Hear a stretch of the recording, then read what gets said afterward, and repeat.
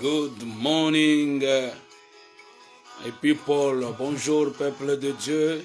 Jambo libota nzambe. Jambo taifa ya Mungu. Que le Seigneur vous bénisse encore. Nous sommes dans notre troisième jour de l'enseignement où nous sommes en train de parler sur le fondement de la vie chrétienne. Merci.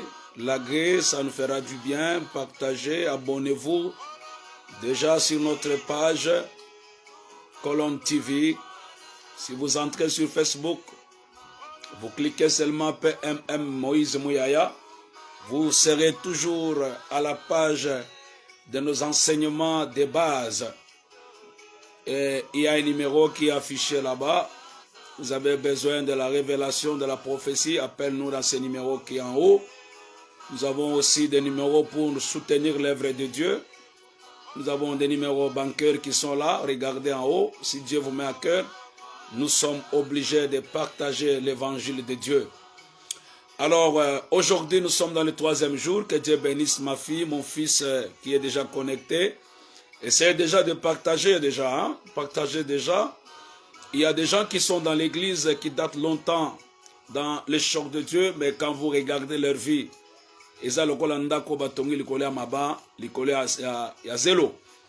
alors cet enseignement va beaucoup vous aider. Merci beaucoup, partagez,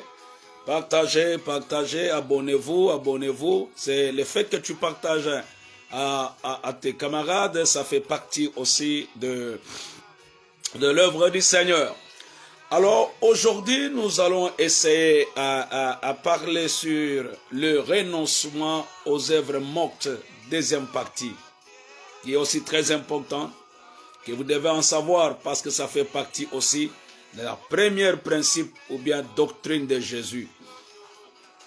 Alors, au terme de cet enseignement, de notre deuxième partie sur les renoncements aux œuvres mortes, vous serez en mesure, premièrement d'abord, d'expliquer l'importance du renoncement aux œuvres mortes. Et deuxièmement, vous serez en mesure d'expliquer ce qui pousse l'homme à se repentir. Pourquoi tu te repens? Il y a des choses qu'on va vous parler aujourd'hui. Et troisièmement, on va énumérer 4 choses qui sont associées à la repentance. C'est très important. En tout cas, que Oyeba Makamoana, les 4 choses qui sont associées à la repentance. Voilà ce qui est prévu pour aujourd'hui. Et demain, on va essayer à parler aussi sur la conversion, l'importance de la conversion, définir la justification et expliquer aussi ce qui signifie être sauvé. Alors vous serez tellement bénis. Merci beaucoup pour votre amour pour l'œuvre du Seigneur, du fait que vous partagez la vidéo, ça nous fait du bien. Merci beaucoup mes enfants qui sont en dehors du pays, que Dieu vous bénisse. Ceux qui sont dans des provinces, que Dieu vous bénisse.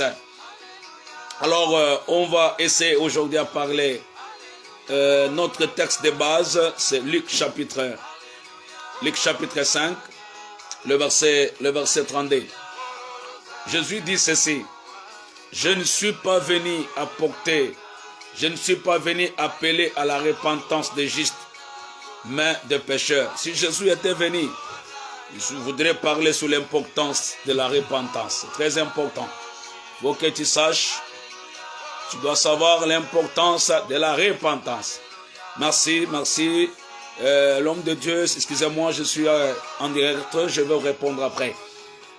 Alors, Yesu alobi na yaki awa pour que bato malamu batubelate.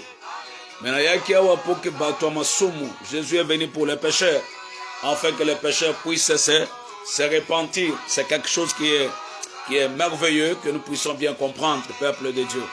C'est important que tu saches ces choses. Le chapitre dernier a défini le renoncement aux œuvres mortes, qui est la première des doctrines fondamentales. N'oubliez pas notre texte de base, c'est Hébreux chapitre 6, le verset 1 à 3. Alors, le renoncement aux œuvres mortes furent décrites comme des péchés. Et à l'origine du péché fut examinée. Ça, c'est le chapitre qu'on a vu la semaine passée. Alors, vous avez appris le péché original d'Adam et Ève. Le péché originel plutôt d'Adam et Ève. On a appris ça. A corrompu la nature humaine. Lorsqu'on parle de la nature humaine, on voit la nature adamique. Et nous avons aussi essayé à parler comment cette nature pécheresse est héritée par tous les hommes qui naissent aujourd'hui. Alors, vous avez également appris comment cette nature corrompue aboutit à ce que tous les hommes pêchent individuellement lorsqu'ils sont conduits par cette nature à des actes rebelles, réels de péché. Donc c'est par là que nous avons essayé à parler la semaine passée pendant ces 2 jours. Alors, ce chapitre continue encore. Le chapitre de renoncement aux œuvres mortes. Ça continue maintenant où nous voudrons expliquer en détail ce qui signifie l'importance de la repentance. Alors, le renoncement aux œuvres mortes fut défini comme une décision ou un changement intérieur de mentalité qui aboutit à quoi? À l'action extérieure de se détourner du péché. C'est ce qu'on appelle, lorsque quelqu'un se détourne du péché et qu'il tourne vers Dieu et à la droiture. Si vous lirez peut-être dans Actes chapitre 20, le verset 21, appelle cela la repentance envers Dieu. Alors, par l'action de la repentance, vous vous détournez de vos propres œuvres mortes du péché pour vous tourner vers Dieu. Ça, c'est une réalité, bien-aimés dans le Seigneur. La repentance n'est pas les émotions. La repentance n'est pas les regrets. La repentance n'est pas les angoisses. La repentance, c'est une décision personnelle d'abandonner le péché. Lorsque quelqu'un qui est bâti sa foi, sa vie chrétienne par ses renoncements, par l'abandon du péché, et il entre en amitié avec Dieu. C'est le pouvoir de Dieu qui est réellement apporté le changement dans l'esprit, le changement dans le cœur, le changement dans la vie du pécheur. Je vous avais dit que le Seigneur vous aide à partager cette vidéo. Parce que nous avons fait un constat. Beaucoup de gens, ils demeurent longtemps dans les choses de Dieu. Mais quand vous regardez leurs actions extérieures, ça ne témoigne pas. Ça ne témoigne pas. Dans Actes chapitre 11, verset 18, la Bible dit, Dieu a donc accordé la repentance aussi aux païens, afin qu'ils aient la vie. Ça, c'est Dieu qui a accordé la repentance. Peut-être tu m'attends de loin, de près dans ton bureau. Voilà, Dieu t'a accordé aussi cette grâce. Alors, quand je lis ces versets, on dit Dieu a donc accordé. C'est pourquoi je me résume en disant la repentance, c'est un don de Dieu. Je suis en train de parler de l'importance de la repentance. C'est un don de Dieu. Je prie mon Dieu pour qu'il t'accorde aussi ces dons-là. Cette grâce de se repentir, de se détourner du mauvais chose, de se détourner de la vie du péché et de tourner vers le Seigneur. Dans Actes chapitre 5, verset 31, la Bible me dit quoi? Dieu l'a élevé, qui Jésus-Christ, par sa droite comme prince et sauveur, pour donner à Israël la repentance et le pardon des péchés. C'est par là que j'ai conclu pour dire, La repentance, c'est un don de Dieu. Que Dieu t'accorde cela, ma soeur, mon frère. Que Dieu t'accorde cela, que tu dois comprendre bien les choses. Bien que les émotions interviennent dans la repentance, le vrai renoncement aux œuvres mortes, c'est une décision personnelle. Pas seulement une émotion. La repentance n'est pas seulement une émotion. Comme vous l'avez appris, être triste pour avoir péché. Il y a beaucoup de chrétiens, Asalilisumu, Ayokimabe, mais ils ne se répandent pas. Ils continuent par des actions extérieures à faire de mauvaises actions. Vous trouverez quelqu'un, après avoir versé des larmes, etc., n'est pas axé, verser des larmes, après avoir commettre le péché. N'est pas axé, bien-aimé. Cela doit être accompagné d'une décision intérieure qui aboutit à un changement extérieur. C'est ce qu'on appelle la repentance, bien-aimé dans le Seigneur. Alors je vais m'expliquer par rapport à ce que je vais de parler de l'importance de la repentance. Pourquoi tu dois te repentir? Pourquoi est-il important de se repentir? Il y a plusieurs raisons pour lesquelles la repentance est accordée comme une vérité fondamentale de la foi chrétienne. C'est une vérité, il y a beaucoup de raisons. Comment Dieu pourrait-il bénir quelqu'un qui ne s'est pas repenti? Tu entres aujourd'hui dans l'église, tu acceptes Jésus aujourd'hui et on te prêche que tu seras béni. Non, ça c'est des faussetés, c'est une fausse doctrine. Pour que Dieu te bénisse, tu dois te repentir.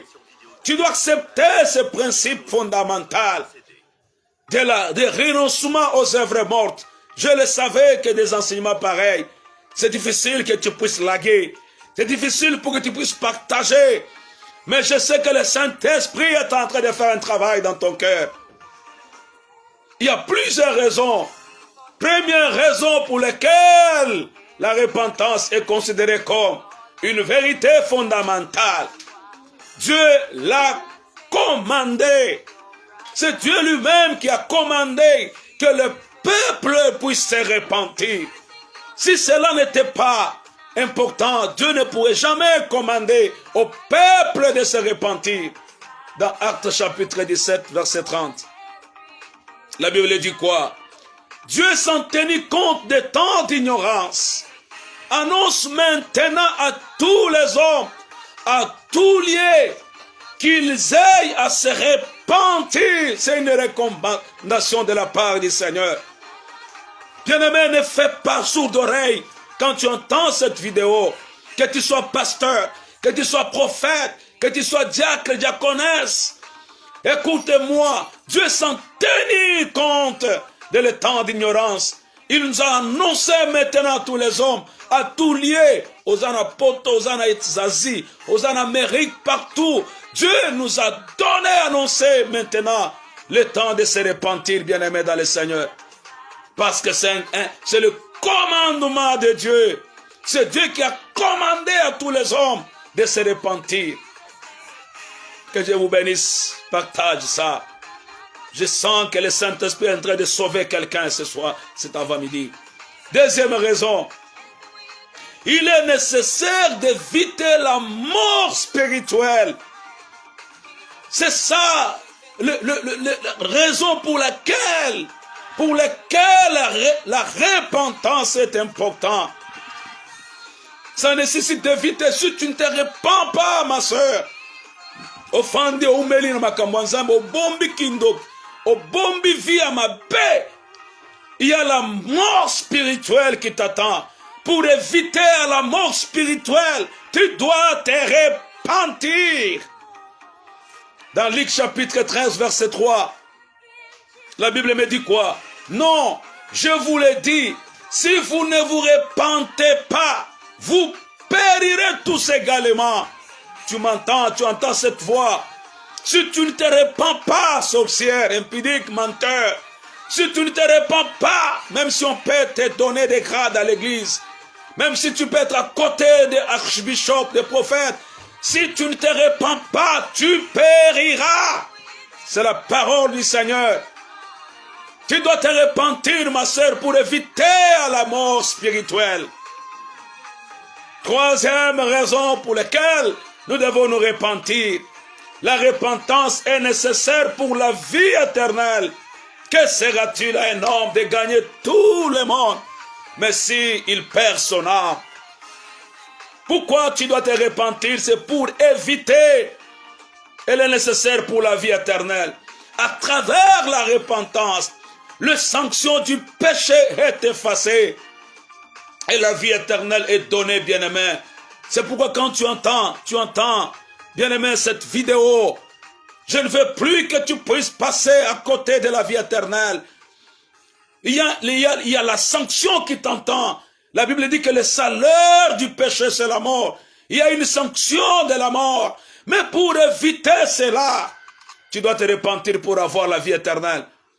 Dans Actes chapitre 11, verset 18, que Dieu bénisse toi qui es en train de partager. Que Dieu bénisse toi qui es en train de laguer. Que Dieu t'assiste là où tu es. Tu es en Europe, en Asie, tu es en Afrique, dans des provinces. Écoute-moi, après avoir entendu cela, ils se calmèrent et glorifient Dieu en disant, Dieu nous a donc accordé la repentance aussi aux païens, afin qu'ils aient la vie éternelle. La repentance nous a été accordée pour avoir la vie éternelle. Quatrième raison, elle est nécessaire pour obtenir le pardon. Pour que Dieu puisse te pardonner, tu dois te repentir, ma soeur. Dieu ne peut pas pardonner vos péchés, à moins que vous vous repentiez, bien-aimés dans le Seigneur. Si tu n'arrives pas à te repentir, Dieu ne peut pas te pardonner. Je sens que le Seigneur est en train de sauver quelqu'un là où il entend. Il voit cette vidéo. Dans Actes chapitre 2, verset 38 dit, Pierre leur dit, repentez-vous. Je dis à quelqu'un, repens-toi, bien-aimé. Ne fais pas sourd d'oreille. Il dit que chacun de vous soit baptisé au nom de Jésus-Christ pour le pardon de vos péchés. Et vous recevrez le don du Saint-Esprit. Comment le don du Saint-Esprit peut-il descendre à quelqu'un qui ne s'est pas repenti? Quelle source d'inspiration que toi, tu as quand tu vis dans la vie du péché. Pour obtenir le pardon, tu dois te repentir, ma soeur, mon frère. Tu m'entends de loin de près, que Dieu t'aide facilement, que Dieu t'accorde ce don de la repentance. Cinquièmement, il est nécessaire d'entrer dans le royaume de Dieu. Tu ne peux pas entrer dans le royaume de Dieu si tu ne te repens pas, ma soeur, mon frère, des œuvres mortes. Toutes choses que nous posons en dehors de la volonté du Seigneur. Dans Matthieu chapitre 4, verset 17, la Bible dit, il est nécessaire d'entrer là. Il dit, dès ce moment, Jésus commença à prêcher. Et il dit, repentez-vous, car le royaume des cieux est proche, ma soeur, mon frère. Le royaume de Dieu est proche. Peut-être tu es entré dans les choses de Dieu, on ne t'a pas prêché ces choses. Voilà pourquoi tout ce que tu es en train de faire, ça n'avance pas. Le royaume de Dieu, pour entrer dans le royaume de Dieu, tu dois apprendre à te repentir de ces mauvaises œuvres. Et sixième raison, c'est le désir de Dieu pour tous. Dieu veut que nous puissions nous repentir, bien-aimés. Dieu ne veut pas que quiconque expérimente la mort spirituelle, de la séparation éternelle avec lui en enfer. Dieu ne veut pas que tu t'en ailles en enfer, après avoir travaillé beaucoup longtemps à côté du pasteur. En tant que pasteur, Dieu ne veut pas que tu puisses aller à l'enfer, bien-aimé. C'est pourquoi il a le désir de nous accorder ces dons. Dans 2 Pierre, chapitre 3, verset 9. La Bible dit, le Seigneur use de patience envers vous, ne voulant pas que qu'aucun périsse, mais voulant que tous arrivent à la repentance. Le vœu de mon cœur, ma soeur, que tu arrives à la repentance. C'est ça la volonté de Dieu. Que Dieu vous bénisse, ma soeur. Merci parce que tu es en train d'entendre ces choses. Et la 7e raison, c'est la raison de la venue de Jésus dans le monde. Si Jésus était venu, il n'est pas venu pour les justes. Il n'est pas venu pour les gens qui se voient justes. Il est venu pour les pécheurs. Toi qui m'entends, Jésus est venu pour toi. C'est la raison pour laquelle tu dois te repentir, ma soeur, mon frère. Il a dit, je ne suis pas venu appeler à la repentance des justes, mais il est venu appeler à la repentance des pécheurs. Deuxièmement, il y a une grande question qui est très importante. Beaucoup de gens se posent. Peut-être que tu as déjà reçu, les gens te posent cette question. Est-ce que réellement, les chrétiens, celui qu'on appelle chrétien, se répand-il? Quelqu'un qui est déjà chrétien, est-ce qu'il peut se repentir un jour? Peut-être pose cette question. C'est facile. Dans le premier acte de la repentance, la Bible dit, les hommes pécheurs se détournent du mal pour le bien. Ils acceptent le message de l'évangile. Ils deviennent de vrais croyants en Jésus-Christ. C'est une bonne chose. Mais dans le processus de tendre à la perfection, pour arriver à la maturité, pour arriver à la perfection, qui sera étudié plus loin. Peut-être dans le chapitre de la Souka. Un chrétien peut retomber parfois dans l'ancienne pratique des comportements pécheurs. Pour arriver pour ce processus-là, pour comme mature, il peut t'arriver, tu deviens chrétien aujourd'hui. Peut-être pendant que je suis en train de parler, tu as constaté que tu avais bien commencé. Mais dans votre parcours vers la perfection, tu t'es retrouvé que tu es tombé dans les anciennes pratiques. C'est là ce que la Bible dit. Chaque fois que les croyants pêchent, ils doivent aussi se repentir directement. Tu dois te repentir directement, bien-aimé. Je vais vous donner quelques illustrations des chrétiens dans la Bible. Ils étaient des chrétiens, mais à un certain moment, ils sont tombés dans les péchés, dans les anciens comportements. Et la Bible les offre aussi, qu'ils doivent se repentir pour retourner dans le vrai, dans la bonne voie. Je parle par exemple les chrétiens de Corinthe. Non. Oh, que Dieu vous bénisse. C'est ça l'évangile, c'est ça. Tu dois prendre ces choses bien, peuple de Dieu. Le fait de mon cœur en tant que chrétien, je ne veux plus que tu demeures dans le péché. Relève-toi, répands-toi, reviens dans le bon chemin. Les croyants d'une ville appelée Corinthe devaient se repentir. Si, au temps des Corinthiens, chapitre 7, verset 9, l'apôtre Paul dit, « Je me réjouis à cette heure, non pas de ce que vous avez été attristés, mais de ce que votre tristesse vous a apporté à la repentance.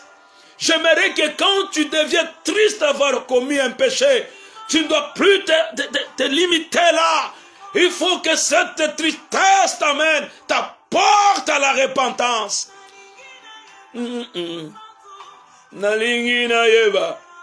Bien-aimés, les Corinthiens se sont retrouvés. Ils se sont retrouvés attristés d'avoir péché. Paul dit, je me réjouis à cette heure, non pas de ce qui vous a attristé, non pas dans la vie du péché, non pas l'impudicité que moi je me réjouis, mais je me réjouis du fait que cette tristesse-là vous a mené à se repentir à la repentance. Ah, que Dieu vous bénisse.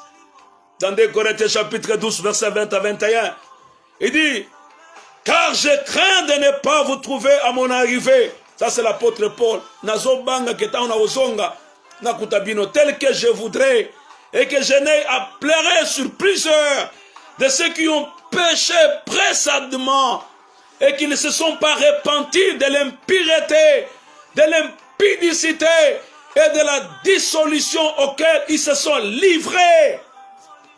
Paul dit, je crains, je peur que lorsque je serai arrivé dans votre église, que je ne puisse pas vous retrouver tel que je vous avais laissé.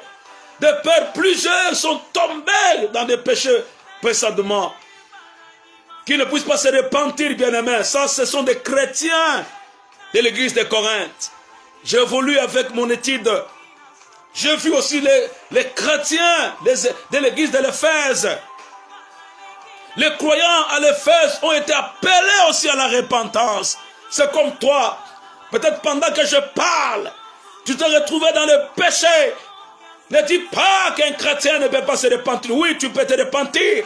Lorsque votre parcours pour arriver à la perfection, tu te retrouvais que tu es retourné encore dans les anciennes pratiques. Tu dois te repentir. Dans la Révélation, chapitre 2, verset 5, la Bible dit quoi? Souviens-toi donc d'où tu es tombé. Ça, c'était l'église d'Éphèse. Souviens-toi, mon frère, ma soeur, pasteur, prophète, évangéliste, là où tu es tombé, n'endurcis pas le cœur. Répands-toi et pratique tes premières œuvres. Sinon, je reviendrai à toi et j'ôterai ton chandelier de sa place, à moins que tu ne te repentes pas. Ça, c'était les chrétiens de l'église d'Éphèse. À un certain moment, ils sont tombés. Ils ne sont pas restés dans le péché. La Bible dit, répands-toi, souviens-toi de là où tu es tombé et reviens auprès de Dieu. Je sais très bien que c'est un message qui est tellement difficile à laguer. Nous voyons aussi des chrétiens, des Pergame aussi, c'était des chrétiens aussi. Dieu dit aux chrétiens de Pergame, répands-toi donc, sinon je viendrai à toi et je les combattrai avec l'épée de ma bouche. Je ne veux pas que Dieu puisse te combattre avec l'épée de la parole de Dieu. Et tu dois te repentir, ma soeur, mon frère. Dans Apocalypse chapitre 2, verset 16. J'ai voulu avec mon étude, j'ai vu aussi des chrétiens à Sardis. La Bible dit dans Apocalypse chapitre 3, verset 3. Il dit, rappelle-toi donc comment tu as reçu et entendu et gardé. Et répands-toi si tu ne veilles pas. Si tu ne veilles pas, ma soeur, je viendrai comme un voleur. Et tu ne sauras pas à quelle heure je viendrai sur toi. Tu dois apprendre, ma soeur, mon frère. C'est très important, ma soeur. Je vois aussi les chrétiens de la Odyssée. Dans Apocalypse chapitre 3, verset 19. Tu as dit de recevoir. La Bible dit, moi je reprends et je châtie ce que j'aime. Et donc, disait-elle, et répands-toi, bien-aimé. Tu dois apprendre à te repentir, ma soeur, mon frère. C'est important que tu comprennes ces choses. Oui, il y a le péché. Il devait y avoir, là où il y a le péché, il devait y avoir la repentance comme la porte, afin que tu ne puisses pas être sanctionné par le Seigneur, le Dieu de la grâce. Dans 1 Jean chapitre 1, verset 8 à 9, la Bible dit, si nous disons que nous n'avons pas de péché, nous nous séduisons nous-mêmes, et la vérité n'est point en nous. Nous bronchons de part de côté. Si nous confessons nos péchés, il est fidèle et juste pour nous les pardonner, bien-aimés dans le Seigneur. Que de cette bénisse, ma soeur, toi qui es en train de laguer. Que cette parole pénètre dans ton cœur. Prends une décision. Ne reste plus dans la vie du péché. Répands-toi. Tu peux me dire, moi, je n'ai pas péché, je n'ai pas péché. Non. La Bible dit, si nous disons que nous n'avons pas de péché, nous nous séduisons nous-mêmes. Et la vérité n'est point à nous. Tout puissant Créateur. Que le Seigneur t'aide, ma soeur, mon frère. Et troisième partie, l'usage de la repentance. Pourquoi nous sommes en train de parler de la repentance? Parce que la repentance est nécessaire pour le salut, bien-aimé dans le Seigneur. Dieu a fait un plan spécial pour permettre que le message de la repentance atteigne tout le monde. Voilà, tu es là aux États-Unis, tu es à l'Asie, à l'Amérique, partout. Ces messages t'atteignent là où tu es. L'appel à la repentance a commencé dans le Nouveau Testament avec le ministère de Jean-Baptiste.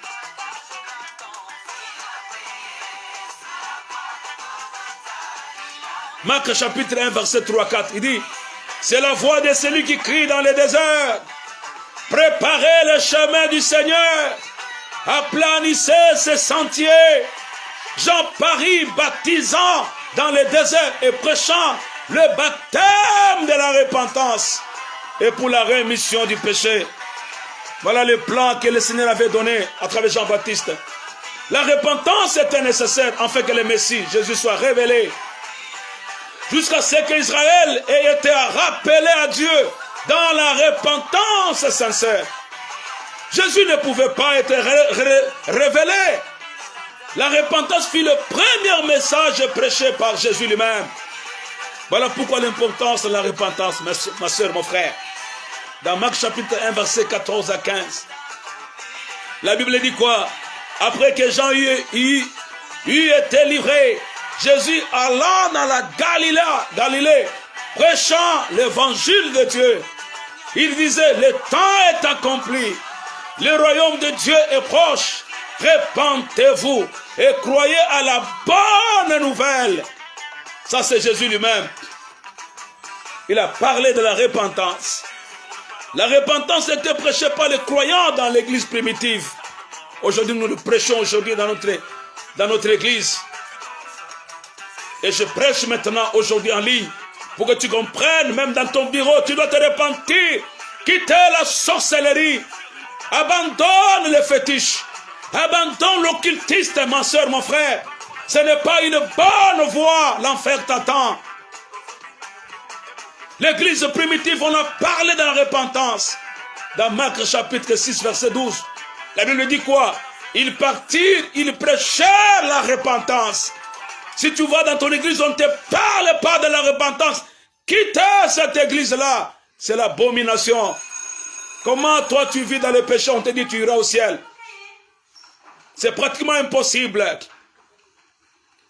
La Bible dit dans Actes chapitre 20, verset 21, annonçant aux Juifs et aux Grecs la repentance envers Dieu et la foi en notre Seigneur Jésus-Christ. Ça, c'est à l'église primitive. On annonçait la repentance envers Dieu. Que le Seigneur vous bénisse, bien-aimés dans le Seigneur. Et aujourd'hui, les croyants ont encore la responsabilité de répandre les messages. Voilà, cette responsabilité m'oblige à répandre sur l'internet le message de la repentance envers tout le monde. Là où tu m'entends, peut-être tu n'as pas jamais entendu un message pareil. Je me sens obligé de te parler. Jésus donna des instructions au final à ses disciples que dans Luc chapitre 24, verset 47, qu'est-ce que Jésus a dit? La repentance et le pardon des péchés sera prêché au nom à toutes les nations, en commençant par Jérusalem. Je prêcherai ce message partout. Jésus dit que la repentance et le pardon du péché serait prêché en son nom. C'est au nom de Jésus.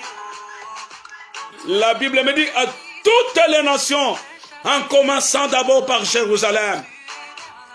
Merci beaucoup. Je le savais que ce message c'est difficile que tu vois pendant 3 minutes, 4 minutes. Je suis presque à la fin aujourd'hui. Qu'est-ce qui amène les hommes à se repentir?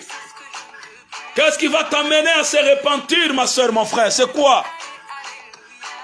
Dès lors que la repentance est un fondement sur lequel repose la foi, j'aimerais que votre foi chrétienne soit reposée sur la repentance, non pas sur l'or, l'argent, les choses périssables, non.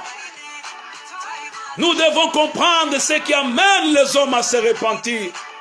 Si vous avez la responsabilité de répandre les messages, si vous avez la responsabilité de partager ces messages, dans le monde entier. Alors, vous devez savoir comment les hommes sont persuadés de renoncer aux œuvres mortes. Premièrement, ce qui pousse les hommes à se repentir. Premièrement, c'est la bonté de Dieu. Validez. Que Dieu vous bénisse. À cause de la bonté de Dieu, je vais me repentir. La bénédiction de Dieu dans la vie d'une personne impie, alléluia, qui méprise la religion, ne doivent pas être mal comprises comme l'approbation de son style de vie par Dieu. Non, non, ce n'est pas ça l'évangile. La bonté de Dieu, c'est une manière que Dieu t'appelle, d'appeler les hommes à se repentir vers lui. Que Dieu vous assiste, ma soeur, mon frère. Que Dieu vous assiste, ma soeur, mon frère. Et tu dois bien comprendre ces choses. Dieu a besoin de toi. Dieu a besoin de toi. Le Seigneur a besoin de toi. À cause de cela, Dieu t'appelle à se repentir. À cause de cela, à cause de la bonté de Dieu, tu dois te repentir, ma soeur. Alléluia. Dans Romains chapitre 2, verset 4, il dit quoi? Méprises-tu les richesses de sa bonté, de sa patience, de sa longanimité, ne reconnaissant pas que la bonté de Dieu te pousse à la repentance. La bonté de Dieu te pousse à la repentance. À cause de la bonté de Dieu, nous sommes appelés, bien-aimés. C'est la chose qui nous pousse à se repentir. Pourquoi tu peux mépriser les richesses de sa bonté? Pourquoi tu peux mépriser, ma soeur? Tu es dans l'église. Tu méprises les richesses de sa bonté. À cause de la bonté de Dieu, nous sommes appelés à nous repentir. Deuxième chose qui nous pousse à se repentir, c'est la prédication, comme tu entends.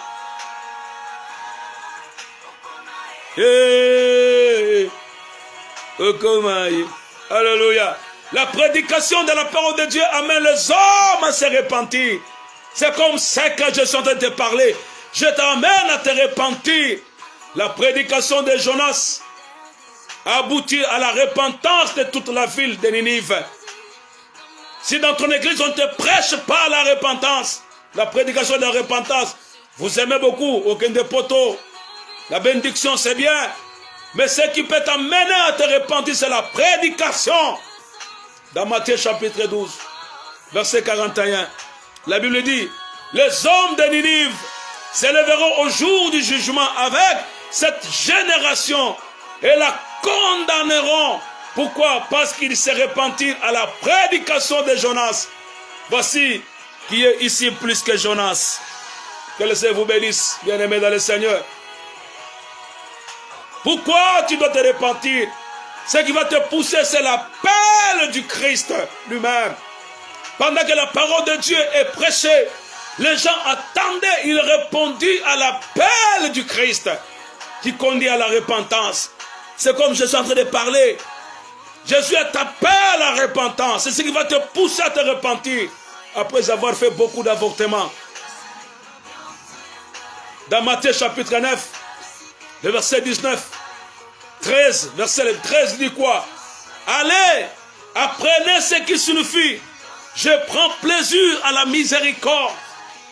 Je prends plaisir non au sacrifice, car je ne suis pas venu appeler des justes, mais de pécheurs. Jésus est venu pour les pécheurs.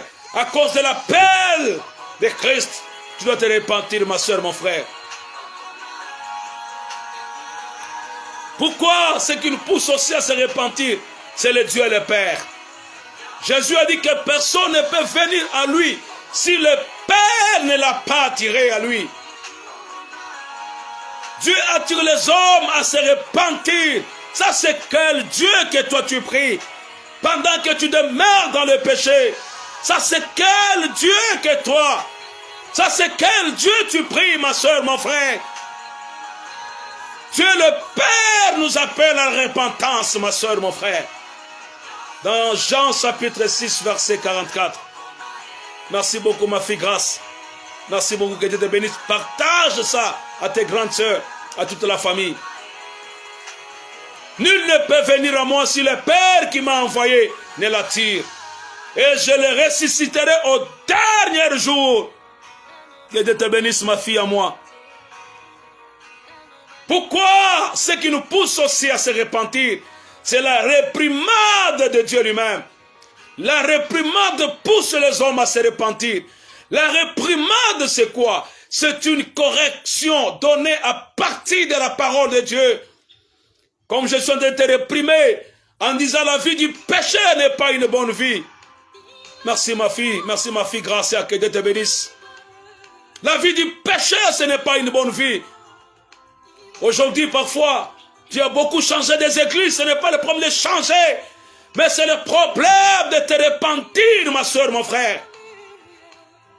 Dans Luc chapitre 13, verset 3, il est vivant. La Bible dit, si ton frère a péché, reprends-le. Et il se reprend. Pardonne-lui. C'est important, bien-aimé dans le Seigneur. Qu'est-ce qui pousse l'homme à se repentir? C'est la tristesse selon Dieu. Comme nous l'avons appris, la repentance pourrait être accompagnée par des émotions. L'émotion naturelle, celle ne peut pas. Ce n'est pas ça la vraie repentance. Mais l'émotion selon Dieu conduit à la vraie repentance. Dans 2 Chroniques chapitre 7 verset 10, la Bible dit, en effet, la tristesse selon Dieu produit toujours à une repentance salie. Et pour terminer, je vais te parler les choses associées à la repentance. La Bible identifie différentes choses associées à la repentance. Premièrement, nous avons la foi. C'est la chose qui doit être associée à la repentance. La foi en Dieu est associée à la repentance. Cela est énuméré dans Hébreux chapitre 6 comme le second principe. On va voir peut-être demain ou bien le lendemain. Le renoncement aux œuvres mondes doit être combiné avec la foi en Dieu. Dans Marc chapitre 1 verset 15 dit quoi? Tout le pays de Judée et tous les habitants de Jérusalem se rendaient auprès de lui et confessant leurs péchés, ils se faisaient baptiser par lui dans le fleuve du Jourdain. Lorsqu'ils sont arrivés par la foi, ils ont confessé leurs péchés. Pourquoi toi tu ne veux pas confesser tes péchés? Tu entends la parole, mais tu ne veux pas confesser, tu ne veux pas abandonner. Dans Actes chapitre 20, verset 21, la repentance envers Dieu et la foi en notre Seigneur Jésus-Christ. C'est pourquoi je vous ai dit ici, la repentance est accompagnée par la foi en Dieu. Vous apprenez plus haut au sujet de la foi en Dieu. On va voir ça peut-être demain. La deuxième chose qui accompagne la repentance, c'est le baptême. Le baptême devrait accompagner la repentance comme un signe visible du changement extérieur qui a eu lieu. Il se répand plutôt et facilement il doit passer aux eaux de baptême. Repentez-vous donc et convertissez-vous pour que vos péchés soient effacés. Ça c'est Actes chapitre 3, verset 19. Je pense qu'on va voir ça parmi les principes, les baptêmes. Et quatrièmement, les œuvres. Ça va nous accompagner après la repentance. Les œuvres de l'homme que la Bible appelle le fruit attestent qu'il y a eu une vraie repentance ou non. Pour savoir que tu as fait une vraie repentance, nous allons voir ça par le fruit. Dans Actes chapitre 26, le verset 20. Il est vivant, merci. À ceux de Damas d'abord, puis à Jérusalem, dans toute la Judée, et chez les païens, je prêchais la repentance. Ça c'est l'apôtre Paul. Je prêchais la conversion à Dieu avec la pratique des œuvres d'une de la repentance. Comment quelqu'un qui dit, je me suis déjà repenti, mais quand on regarde les fruits qu'il est en train de porter, ça ne témoigne pas que tu t'es repenti. Que Dieu vous bénisse. Dans Matthieu chapitre 8, 3 verset 8 dit, produisez donc le fruit d'une repentance. À travers Mbouma.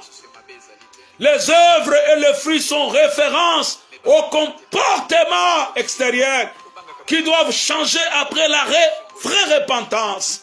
Il faut tout mon comportement n'ayant changé. Vous allez constater des gens qui restent longtemps dans les choses de Dieu.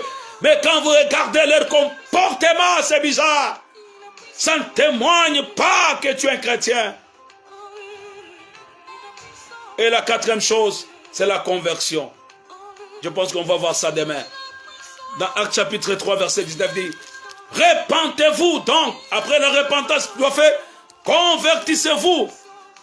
La conversion va nous accompagner. Dès lors que la conversion est liée à la repentance, il faut comprendre ce qui signifie la conversion. Je pense qu'on va voir ça demain. Il y a beaucoup de gens qui se repentent, mais ils ne sont pas convertis. La conversion va accompagner la repentance. Bien-aimés dans le Seigneur, que Dieu vous bénisse pour aujourd'hui.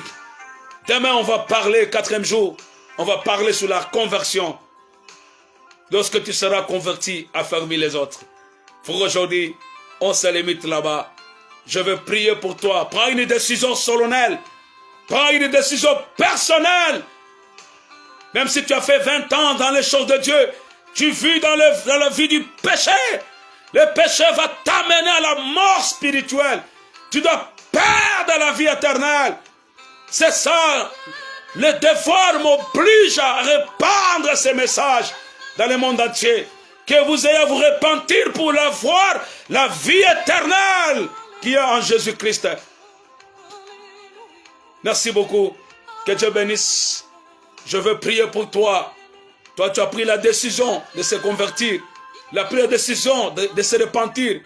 Là où tu es dans votre maison, dans votre bureau, incline ta tête, je veux prier pour toi. Pour que Dieu t'accepte cet après-midi, cet avant-midi. Dites, Seigneur Jésus, j'ai entendu ta parole. Je suis un pécheur. Par la nature pécheresse, j'ai convoité. Je suis tombé dans le péché. Aujourd'hui, Seigneur, après avoir entendu ces messages, pardonne-moi.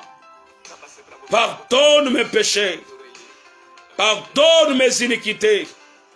Que le sang de Jésus me purifie. Que le sang me sanctifie.